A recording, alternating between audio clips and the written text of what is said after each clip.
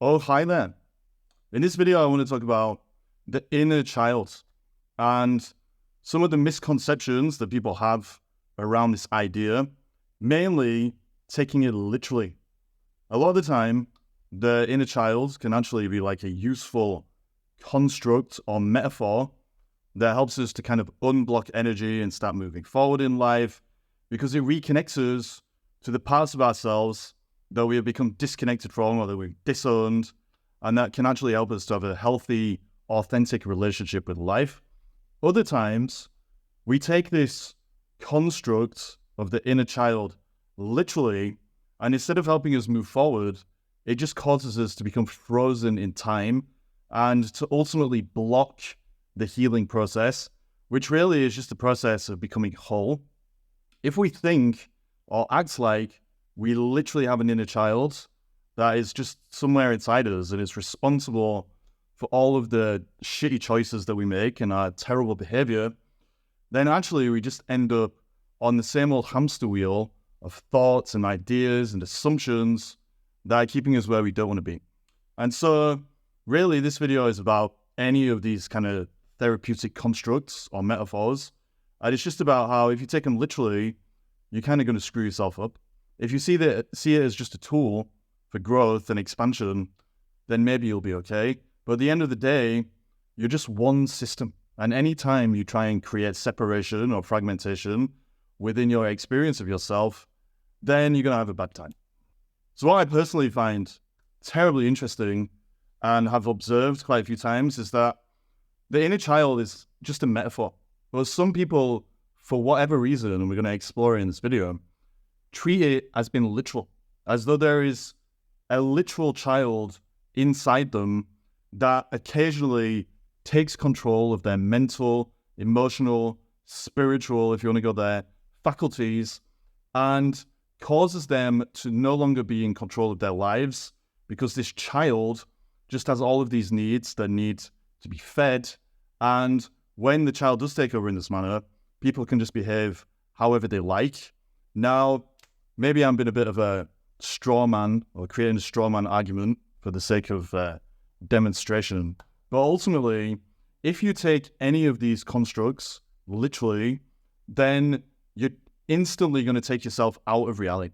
And the reason is that in reality, we are just one fluid process that goes from birth, ripens, starts to decay, and then dies without any breaks in continuity.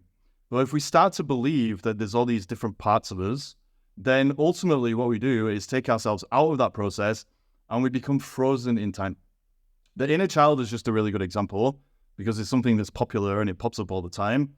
It can happen with all kinds of things. Like even the shadow self, which I talk about a lot, can become a construct that people attach to too much and it takes them out of the flow. In the spiritual world, or whatever you want to call it, it's the same with chakras. Chakras are just energy centers. If you look at yoga philosophy, they're energy centers where the nadis, the energy channels within the body, meet and intersect, and ultimately that's it. But because we portray them as having all these fancy colors and these different superpowers that come with them, people attach to them in this literal manner, and then they take themselves out of the flow. And so ultimately what this video is about is that anytime you find one of these little constructs or archetypes or metaphors or whatever it is that has the potential to at least raise awareness and open your eyes to something, but then if you become attached to it, well, you're just going to have a ton of problems. And I'm going to use the inner child as an example of how that might show up. As with nearly all things in life, the main reason that these constructs and our over-attachment to them can cause problems is because it takes us out of reality. If you want to heal your life, if you want to feel good, if you want to flow, if you want to buzz, you need reality. It's really that simple. But a lot of these constructs are just a convenient way of avoiding reality or resisting reality. In the case of the inner child, it's particularly insidious because it seems like it's something that is going to heal us. But if we treat it in this unreal way, where we ultimately put it on a pedestal and we treat the fragments of ourselves as the whole, then we just end up taking ourselves away from the truth. And if you take yourself away from the truth, well, whatever you build your life on is destined to crumble, or you're just going to bring friction, frustration, and misery to your life because of the gap between you and whatever is actually going on in your life. In the case of the inner child, there are three main reasons that I can think of why we would like, at some level, to attach in this unreal way. The first is that it literally gives us a distraction. If we're focused on the inner child and what it needs and what we can do to meet those needs and where those needs came from and why those needs are so important and more important than any other needs that we might have, then it actually is just a convenient distraction from all of the things that are just going on in our lives and that are calling us to kind of rise and step out of ourselves so that we can become more real. We can actually become the next version of ourselves. Usually, that's because going down that real path is going to bring up all kinds of emotions that we're not ready to face. It's going to cause us to see that the self-image we've created to feel good about ourselves is not necessarily the truth. And so, instead of facing all that stuff, we'd simply just resist life by using the inner child as a distraction or any other analogous concepts. The second thing is that the inner child is actually a really convenient excuse for some of our shitty behavior. So let's say you're in a relationship, for example, and you get in an argument with your partner. You, for whatever reason, have a huge temper tantrum. You start throwing things across the room and you're stomping your feet and stuff. Your partner might look at you like you're a lunatic. But if you can convince them that it was the inner child that suddenly took over you and caused you to behave in this way, then maybe they're going to give you a bit of some leeway and let you get away with it. And so the inner child actually just becomes a crutch for a lot of people because they're not necessarily in control of their emotions. And so it's just a way of kind of explaining that away, which in some circles is kind of socially accepted. The third reason that we like to attach too much to this concept of the inner child is because of our relationship with the past. So this is a little bit more serious than the other two. Normally it's because we have shame, guilt, and trauma bubbling away beneath the surface that we're not ready to face yet. And by attaching to the inner child, we can basically keep all that shame, guilt, and trauma at arm's length and not have to face it, normally because we're scared that if we do face it, then it's all going to come flooding up and we're just going to feel so terrible. But also because in a weird kind of way, we want to keep that trauma where it is because the identity, the ego that we've currently created for ourselves is actually a reaction to it. And so because we identify with the ego and that gives us a sense of security, we use the inner child as a way of ultimately just freezing ourselves in time, freezing those emotions in time, forgetting that emotions are energy in motion, and so you need to feel them and let them move so that you can move on to that next level and start facing reality. And so when you look at it like that, there are three reasons at least, as far as I can tell, why this construct of the inner child seems like it might be leading you down that path of facing the past and coming to terms with it, integrating the things that you've let go of, integrating the things that you've been avoiding or need to get hold of again, but also releasing the things that don't serve you. And so if you can become frozen in time, it kind of gives you a strange kind of control over life, but that control is not real because the only way to have a real relationship with life is to actually let go and surrender to it and start moving down that real path. So ultimately, the main problem with the inner child, if you become overly attached to it, or any other of these constructs, is that they cause a fragmentation of the self. Anytime you cause a fragmentation of the self for yourself, which was a very weird sentence, then ultimately you're taking yourself out of life and you're causing yourself problems. You end up distorting your relationship with life and resisting a real relationship with the truth about life. Now, the solution is to see these different parts of yourself as all part of a unified whole and not to put any one of them on a pedestal or to give it more attention than it necessarily deserves. Anytime you treat a fragment as the whole, then you are becoming unreal because ultimately the realest relationship that you can have with yourself and with life is not at the conceptual level, but at the experiential level.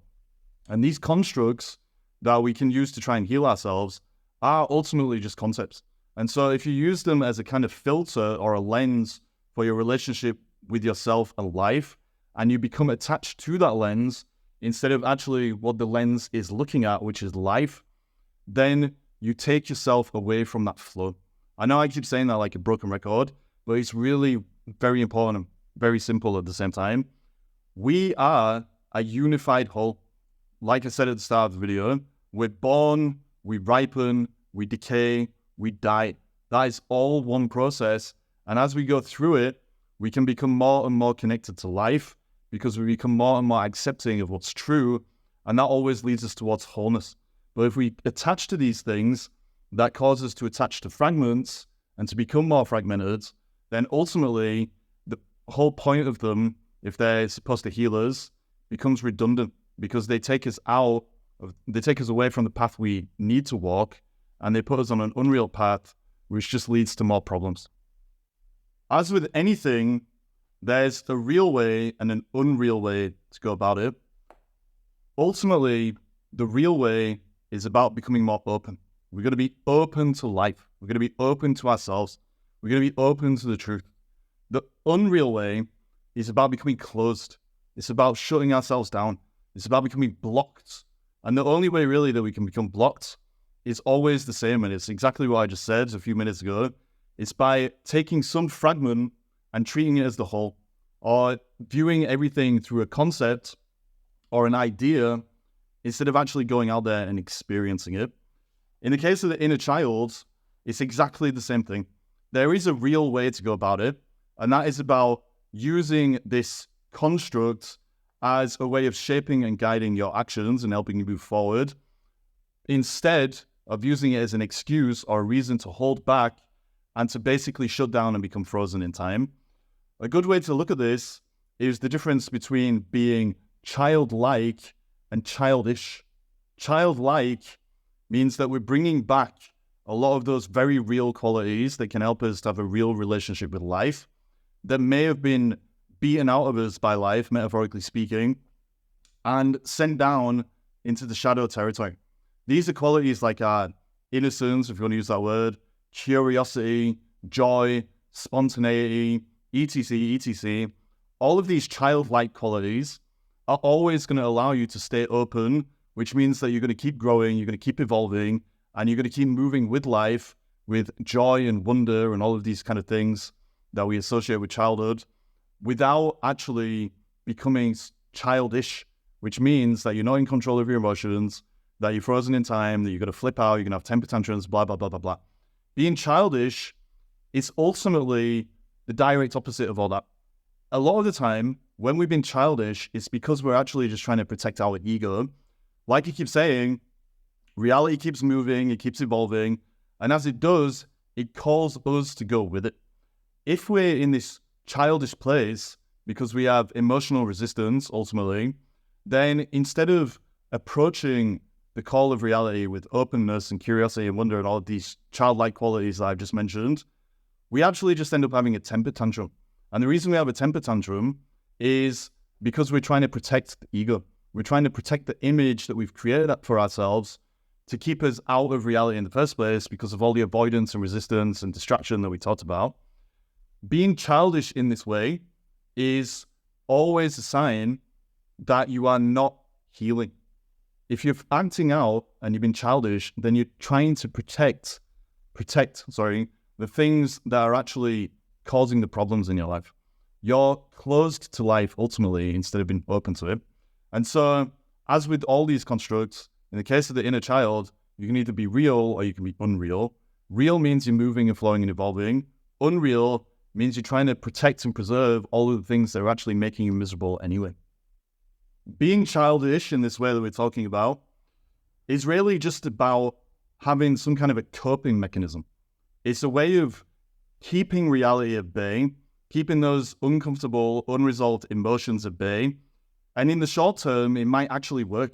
It may even get his attention and things like that, which people often use as a substitute for the love that they feel they didn't get in actual childhood and that they don't know how to give themselves right now.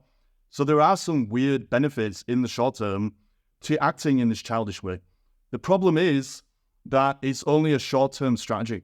In the long term, the more that we keep acting in this way, reality is just going to keep moving around us, and we're going to get more friction, more frustration, and more misery in our lives from resisting it.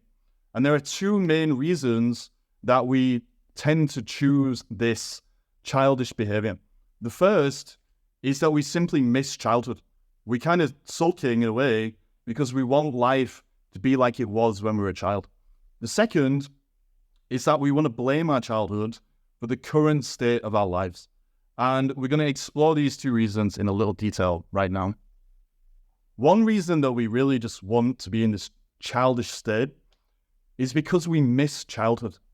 And ultimately, it's because when we're kids, when we're in our childhood, our relationship with cause and effect is completely different.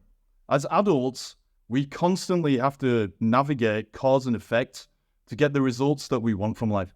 But when we're kids, we can achieve safety, ease, and a sense of magic almost simply by just existing.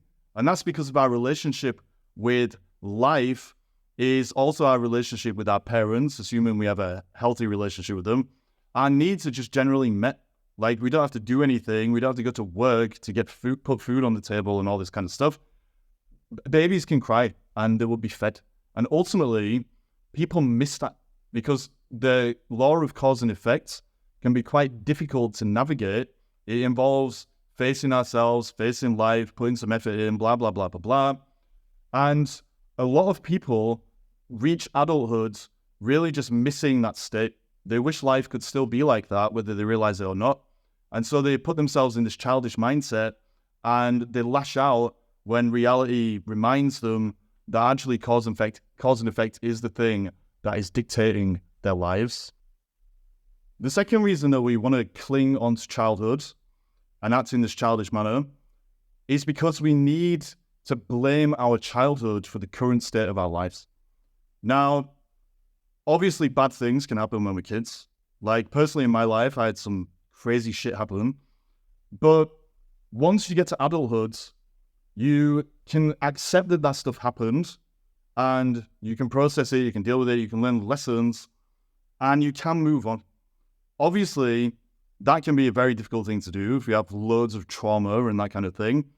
But ultimately, if we cling on to the past and we try and blame our childhood for everything, then we just put ourselves in that position that I spoke about earlier in the video, where we can't actually move forward into the future because the past is weighing us down, and it becomes a convenient excuse almost to avoid the responsibility that we have for our lives as adults.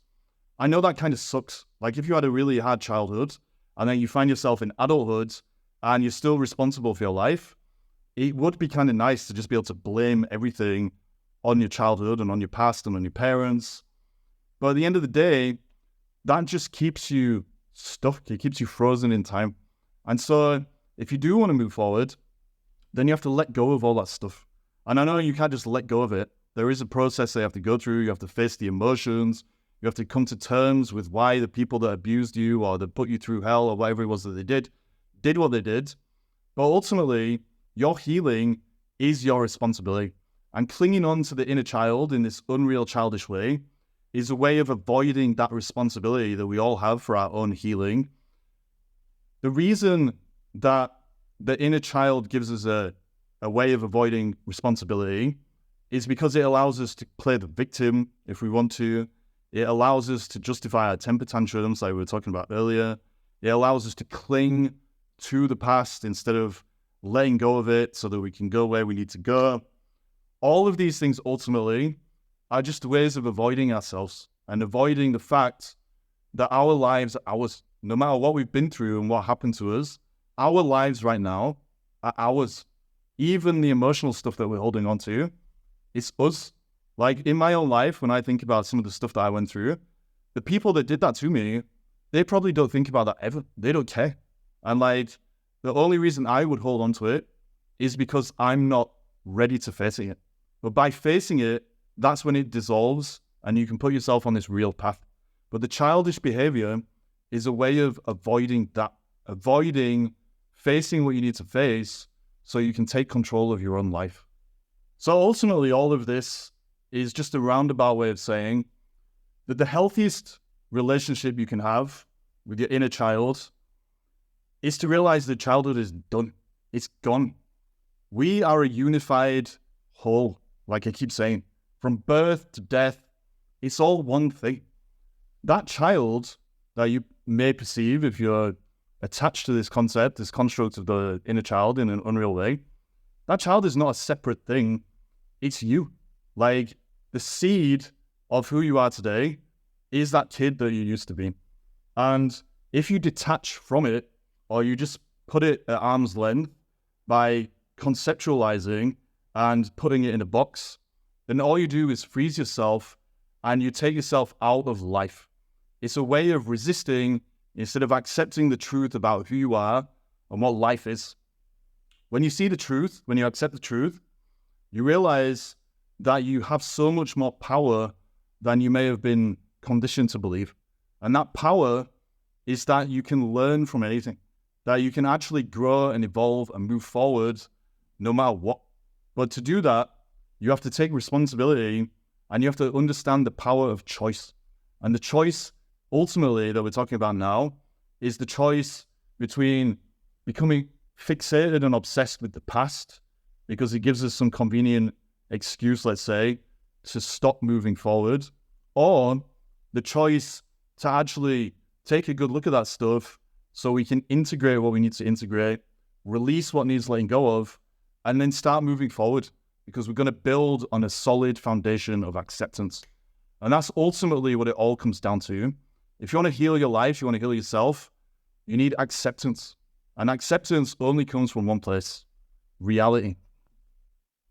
So that was the video.